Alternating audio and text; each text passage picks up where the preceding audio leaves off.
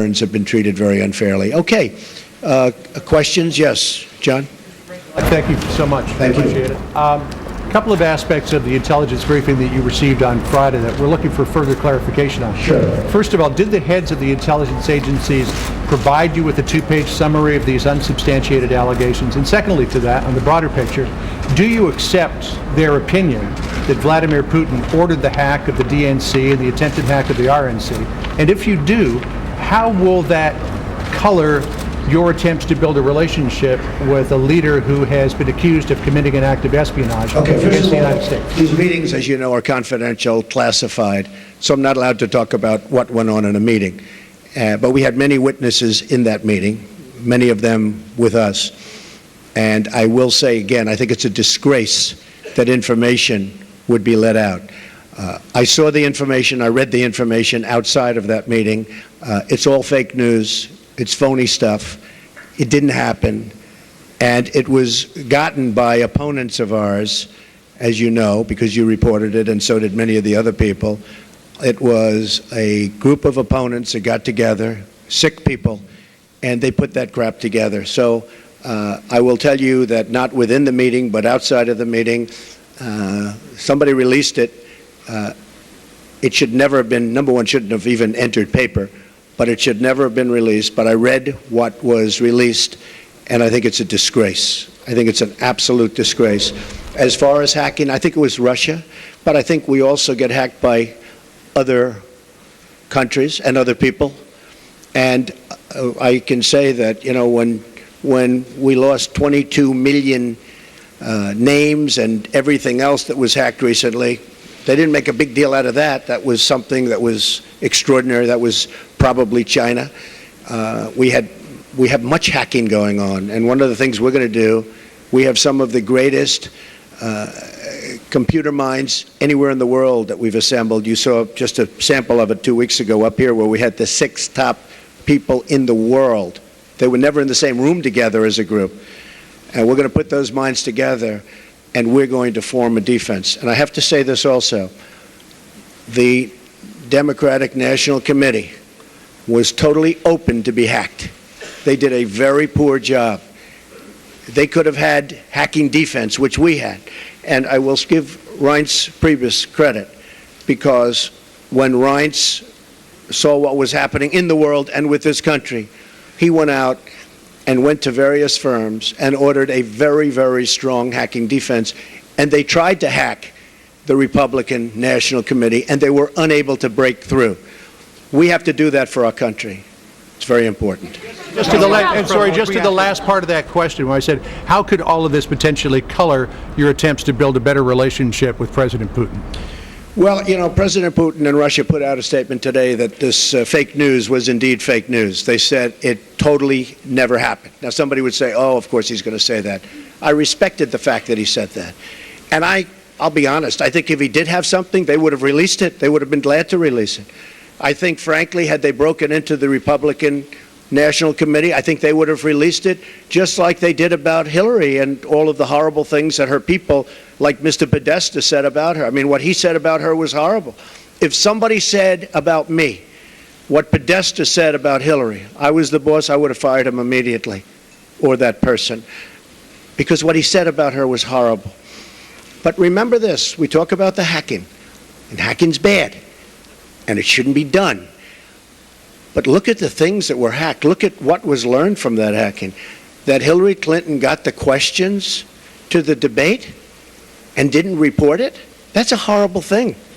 That's a horrible thing. Can you imagine that if Donald Trump got the questions to the debate, it would have been the biggest story in the history of stories. And they would have said, immediately you have to get out of the race. Nobody even talked about it. It's a very terrible thing. Yeah. Can I ask you a question, sir? Thank you, Mr. President-elect. On that intelligence report, the second part of their conclusion was that Vladimir Putin ordered it because he aspired to help you in the election. Do you accept that part of the finding? And will you undo what President Obama did to punish the Russians for this, or will you keep it in place? If Putin likes Donald Trump, I consider that an asset, not a liability, because we have a horrible relationship with Russia. Russia can help us fight ISIS, which, by the way, is number one tricky. I mean, if you look, this administration created ISIS by leaving at the wrong time. The void was created, ISIS was formed. If Putin likes Donald Trump, guess what, folks? That's called an asset, not a liability. Now, I don't know that I'm going to get along with Vladimir Putin. I hope I do, but there's a good chance I won't. And if I don't, do you honestly believe that Hillary would be tougher on Putin than me? Does anybody in this room really believe that? Give me a break. Okay. But President Obama's steps, will you keep Can you on make going? clear whether during your visits to either Moscow or St. Petersburg you engaged in conduct that you now regret, and that a reasonable would a reasonable observer say that you are potentially vulnerable to blackmail by Russia or by its intelligence agencies? Let me just tell you what I do. When I leave our country, I'm a very high-profile person, would you say? I am extremely careful. I'm surrounded by bodyguards. I'm surrounded by people. And I always tell them, anywhere, but I always tell them, if I'm leaving this country, be very careful, because in your hotel rooms, and no matter where you go, you're going to probably have cameras. I'm not referring just to Russia, but I would certainly put them in that category. And number one, I hope you're going to be good anyway. But in those rooms, you have cameras in the strangest places. Cameras that are so small with modern technology, you can't see them and you won't know. You better be careful, or you'll be watching yourself on nightly television. I tell this to people all the time. I was in Russia years ago with the Miss Universe contest, which did very well. Moscow, the Moscow area, did very, very well. And I told many people, be careful, because you don't want to see yourself on television. Cameras all over the place. And again, not just Russia, all over. Does anyone really believe that story? I'm also very much of a germaphobe, by the way. Believe me. More questions, sir. About how you plan to disentangle yourself from your business. But first, I have to follow up on some of these Russia remarks. Based on your comments here today, do you believe the hacking was justified? Does Russia have any leverage over you, financial or otherwise? And if not, will you release your tax returns to prove it? So I tweeted out that I have no dealings with Russia. I have no deals in Russia. I have no deals that could happen in Russia because we've stayed away.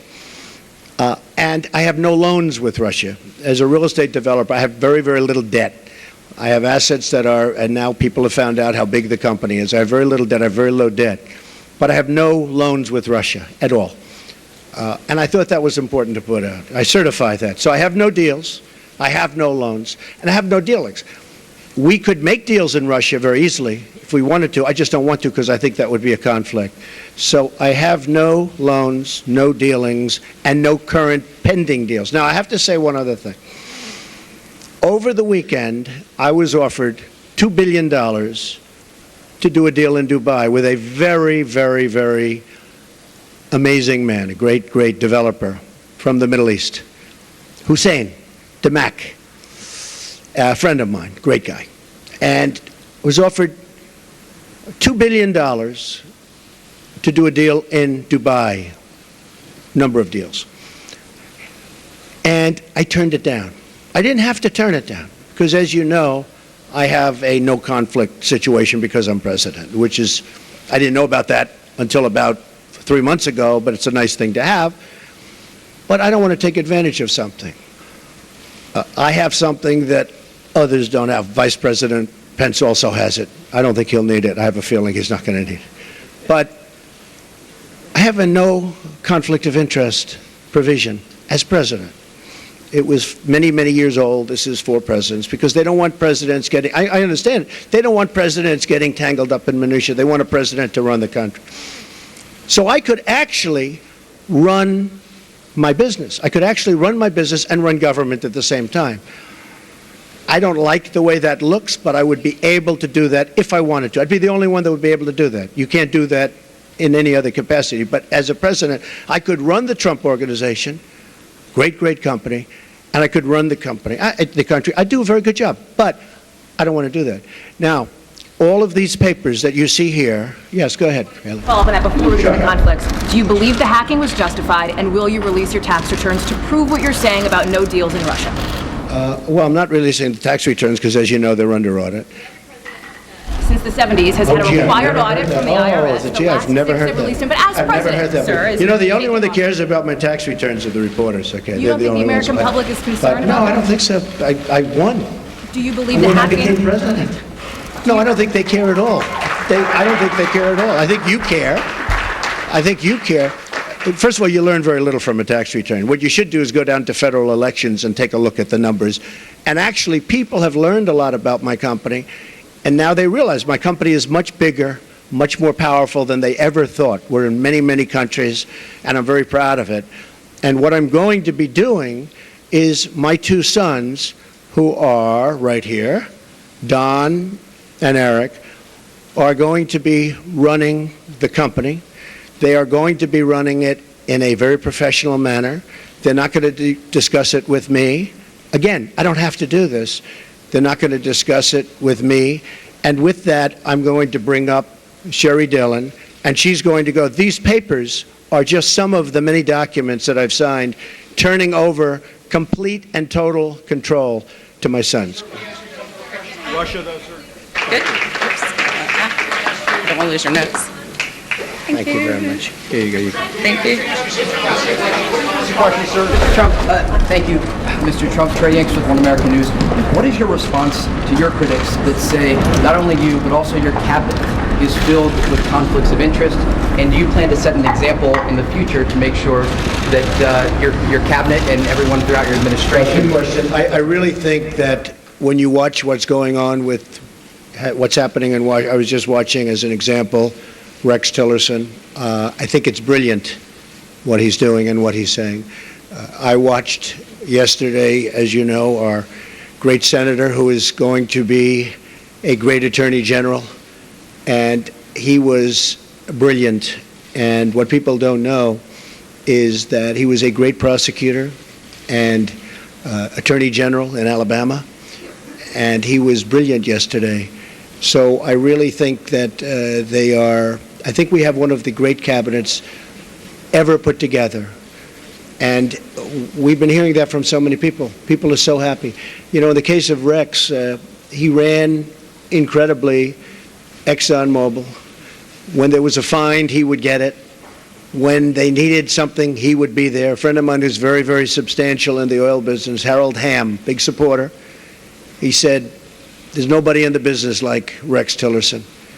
And that's what we want. That's what I want to bring to government. I want to bring the greatest people into government because we're way behind. We don't make good deals anymore. I say it all the time at speeches. We don't make good deals anymore. We make bad deals. Our trade deals are a disaster. We have hundreds of billions of dollars of losses on a yearly basis, hundreds of billions with China on trade and trade imbalance, with Japan, with Mexico, with just about everybody. We don't make good deals anymore. So we need people that are smart. We need people that are successful. And they got successful because, generally speaking, they're smart. And that's what I put. I'm very proud of the cabinet. I think they're doing very well. It's very interesting how it's going, but I think they're doing very, very well. Quick follow-up, sir, on Russia, sir. Thank you, Mr. President-elect. I wanted to ask a few questions on Obamacare. Can you be specific on what guidance you're giving congressional Republicans on the timeline for repeal and replace, whether it needs to be simultaneous or a delay? Finally, Obamacare. I thought it was never going to be asked. Ask you, though, if you have outlined a plan for what you want the replace package to look like. Would it guarantee coverage for those who have gotten health insurance through the current Obamacare law? You're going to be very, very proud, as not only the media and reporters, you're going to be very proud of what we put forth having to do with health care. Obamacare is a complete and total disaster. They can say what they want. They can guide you any way they want to guide you. In some cases, they guide you incorrectly. In most cases, you realize what's happened. It's imploding as we sit. Some states have over 100% increase. And 17, and I said this 2 years ago, 17 is going to be the bad year. it's going to be catastrophic. Frankly, we could sit back, and it was a thought from a political standpoint, but it wouldn't be fair to the people. We could sit back and wait and watch and criticize. And we could be a Chuck Schumer and sit back and criticize it, and people would come, they would come, begging to us, please, we have to do something about Obamacare. We don't want to own it. We don't want to own it politically. They own it right now. So the easiest thing would be to let it implode in 17, and believe me, we'd get pretty much whatever we wanted, but it would take a long time. We're going to be submitting, as soon as our secretary is approved, almost simultaneously, shortly thereafter, a plan. It'll be repeal and replace. It will be essentially simultaneously. It will be various segments, you understand, but will most likely be on the same day or the same week, but probably the same day, could be the same hour. So we're going to do repeal and replace, very complicated stuff. And we're going to get a health bill passed. We're going to get health care taken care of in this country. You have deductibles that are so high that after people go broke paying their premiums, which are going through the roof, the health care can't even be used by them because the deductibles are so high. Obamacare is the Democrats' problem. We are going to take the problem off the shelves for them. We're doing them a tremendous service by doing it.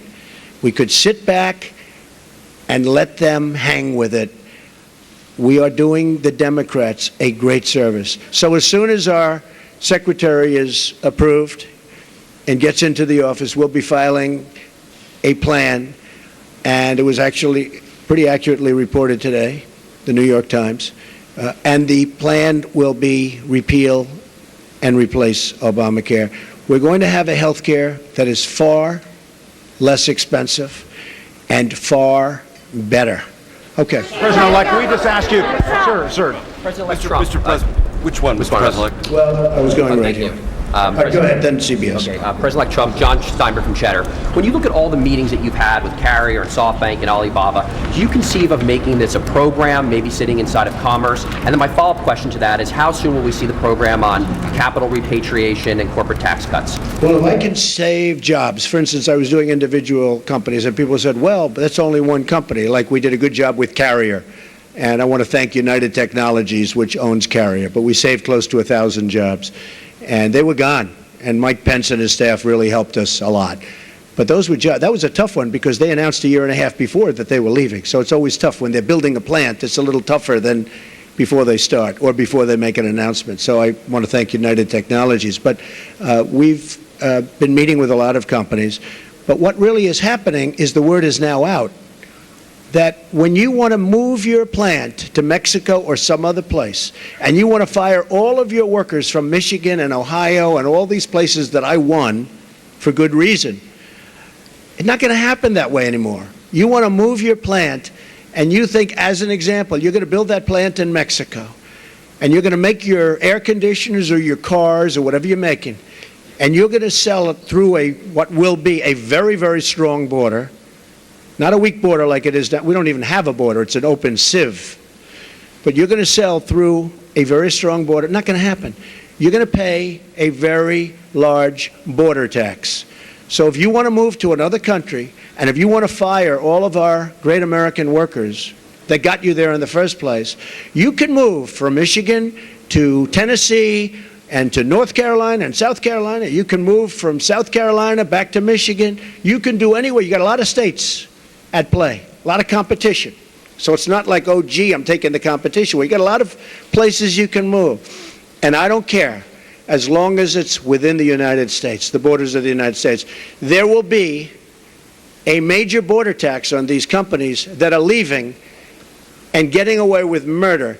And if our politicians had what it takes, they would have done this years ago, and you'd have millions more workers right now in the United States that are 96 million really wanting a job and they can't get. You know that story, the real number. That's the real number. So that's the way it is. Okay, go ahead. President-elect, I have a question about the Supreme Court and the border Yes. security, but I also want you to ask you about something you said on Twitter this morning. Are we living in Nazi Germany? What were you driving at there? Do you have a problem with the intelligence community? And on the Supreme Court, what's your timeline? You said a while ago you were down to 4. Have you conducted those interviews yet? What's your timeline for nominating? And on the border fence, it now appears clear U.S. taxpayers will have to pay for it up front. What is your plan That's to not get clear at all. to Okay, get I Mexico got it. to pay for it? I got it. You have any more? On the fence. It's not a fence, it's a wall. You just misreported it. We're going to build a wall. I could wait about a year and a half until we finish our negotiations with Mexico, which will start immediately after we get to office, but I don't want to wait. Mike Pence is leading an effort to get final approvals through various agencies and through Congress for the wall to begin. I don't feel like waiting a year or a year and a half. We're going to start building. Mexico, in some form, and there are many different forms, will reimburse us, and they will reimburse us for the cost of the wall. That will happen, whether it's a tax or whether it's a payment, probably less likely that it's a payment, but it will happen. So remember this, okay? I would say we are going to build a wall, and people would go crazy. I would then say, who's going to pay for the wall?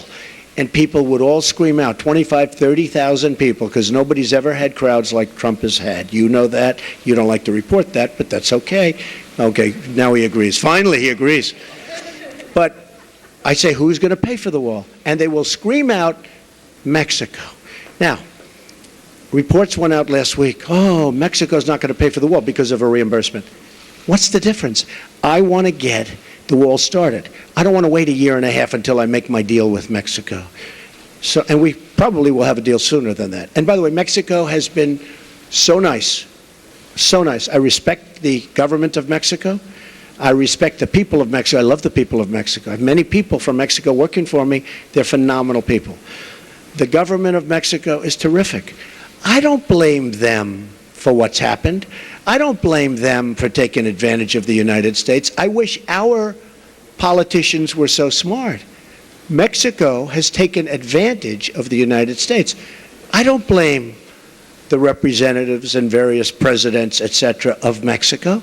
What I say is we shouldn't have allowed that to happen. It's not going to happen anymore. So in order to get the wall started, Mexico will pay for the wall, but it'll be reimbursed. Okay? Supreme Court judge. So, as you know, I have a list of 20. I've gone through them. We've met with numerous candidates. They're outstanding in every case. They were largely recommended and highly recommended by Federalist Society. Jim DeMint was also very much involved in his group, which is fantastic, and he's a fantastic guy. So between Leo and Jim DeMint and some senators and some Congress people, we have a great group of people. I'll be making the decision on who we will put up for Justice of the United States Supreme Court, a replacement for the great, great Justice Scalia. That will be probably within 2 weeks of the 20th. So within about 2 weeks, probably the second week. I consider the first day because we'll also be doing some pretty good signings. And I think what we'll do is we'll wait till Monday. That will be our really first business day as opposed to doing it on Friday, because on Friday people are going to have a very good time at the inauguration. And then Saturday, as you know, we're having a big church service and lots of good things are happening. So our first day, and you'll all be invited to the signings, but we'll be doing some pretty good signings on Monday and Tuesday and Wednesday and Thursday and Friday, and then also the next week. And you're all invited. But on the Supreme Court, I'll be making that decision, and it'll be a decision which I very strongly believe in.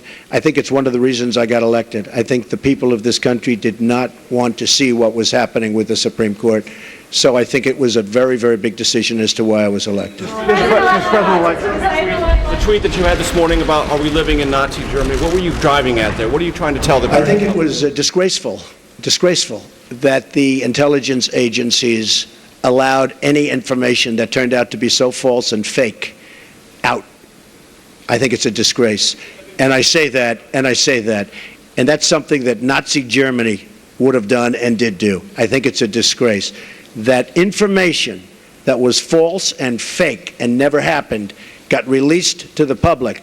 As far as BuzzFeed, which is a failing pile of garbage, writing it, I think they're going to suffer the consequences. They already are.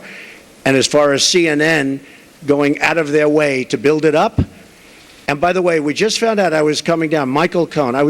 Michael Cohen is a very talented lawyer. He's a good lawyer in my firm. It was just reported that it wasn't this Michael Cohen they were talking about. So all night long, it's Michael Cohen. I said, I want to see your passport.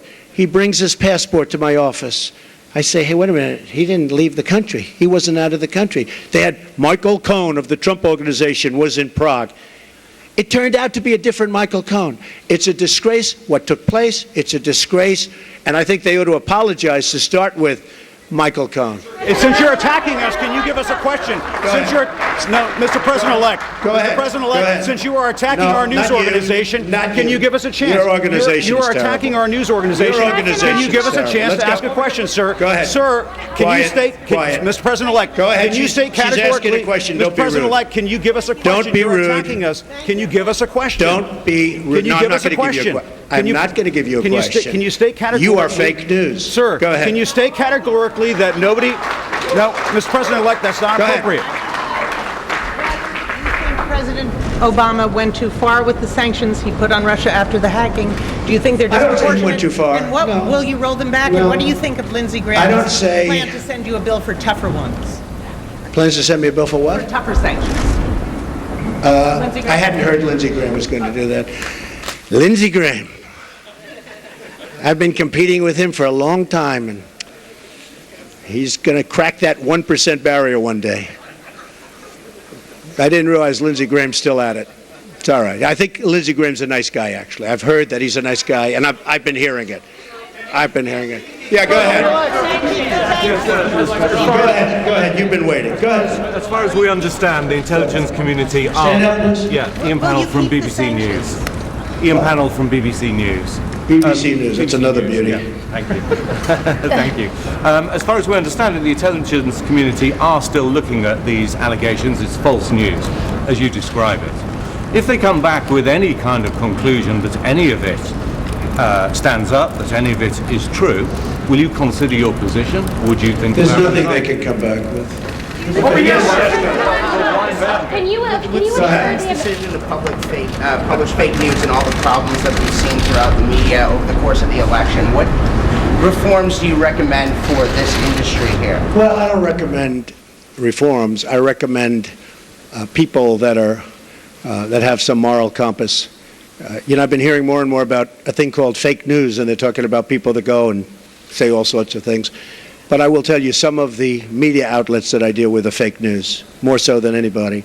I could name them, but I won't bother. But you have few sitting right in front of us. So they're very, very dishonest people. But I think it's just something we're going to have to live with. I guess the advantage I have is that I can speak back. When it happens to somebody that doesn't have that kind of a megaphone, they can't speak back. It's a very sad thing. I've seen people destroyed. I've seen people absolutely destroyed, and I think it's very unfair. So all I can ask for is honest reporters, yes. I just want to follow up on the questions about the U.S. intelligence community and be very clear about what you're saying. Do you trust your U.S. intelligence officials? And what do you say to foreign policy experts who say you're actually weakening national security by waging this war of words against that community? Intelligence agencies are vital and very, very important. We are going to be putting in, as you know, Mr. Pompeo and others, you know the Senator, Dan Coates, we're going to be putting in some outstanding people. Within 90 days, they're going to be coming back to me with a major report on hacking. I want them to cover this situation. I also want them, however, to cover maybe most importantly, because we're hacked by everybody. You know, the United States, our government, out of a list of 17 in terms of industries, is the worst. It's number 17 in terms of protection.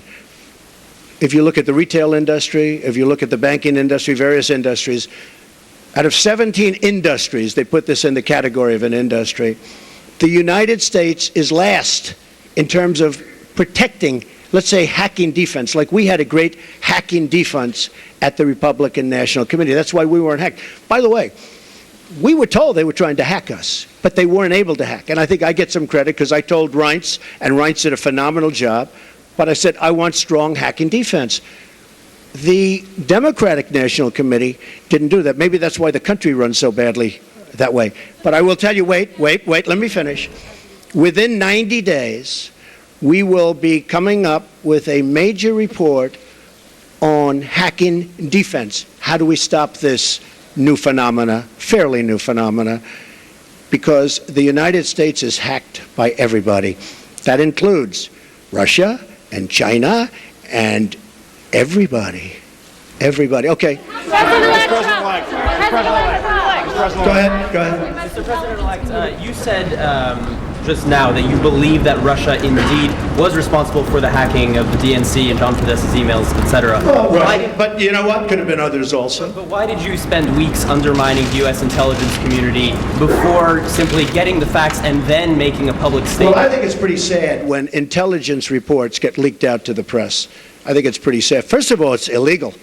You know, these are classified and certified meetings and reports. And I'll tell you what does happen.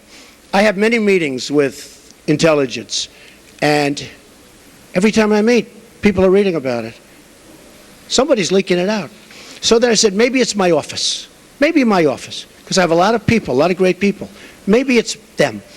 And what I did is I said, I won't tell anybody. I'm going to have a meeting, and I won't tell anybody about my meeting with intelligence. And what happened is I had my meeting. Nobody knew, not even Rona, my executive assistant for years. She didn't know. I didn't tell her. Nobody knew. The meeting was had. The meeting was over. They left. And immediately the word got out that I had a meeting. So I don't want that. I don't want that. It's very unfair to the country. It's very unfair to our country what's happened. That report should have never, first of all, it shouldn't have been printed because it's not worth the paper it's written on. And I thank the New York Times for saying that. I thank a lot of different people for saying that.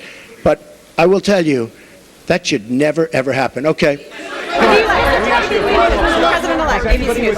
Thank you, Mr. President-elect. Can you stand here today, once and for all, and say that no one connected to you or your campaign had any contact with Russia leading up to or during the presidential campaign? And if you indeed do believe that Russia was behind the hacking, what is your message to Vladimir Putin right now? He shouldn't be doing it. He won't be doing it. Russia will have much greater respect for our country when I'm leading it than when other people have led it. You will see that. Russia will respect our country more. He shouldn't have done it. I don't believe he'll be doing it more. Now, we have to work something out, but it's not just Russia. Take a look at what's happened. You don't report it the same way. 22 million accounts were hacked in this country by China. And that's because we have no defense. That's because we're run by people that don't know what they're doing. Russia will have far greater respect for our country when I'm leading it. And I believe, and I hope, maybe it won't happen, it's possible, but I want to get a little reset button like Hillary. Here, press this piece of plastic.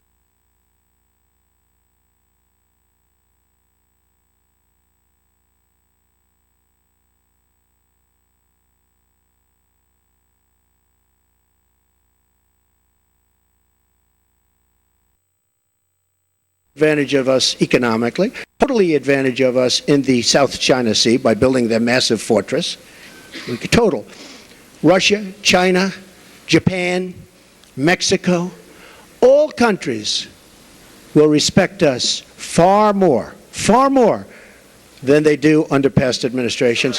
I want to thank everybody. So this is all, just so you understand, these papers, because I'm not sure that was explained properly, but these papers are all just a piece of the many, many companies that are being put into trust to be run by my two sons. And I hope at the end of 8 years I'll come back and I'll say, oh, you did a good job. Otherwise, if they do a bad job, I'll say, you're fired. Goodbye, everybody. Goodbye.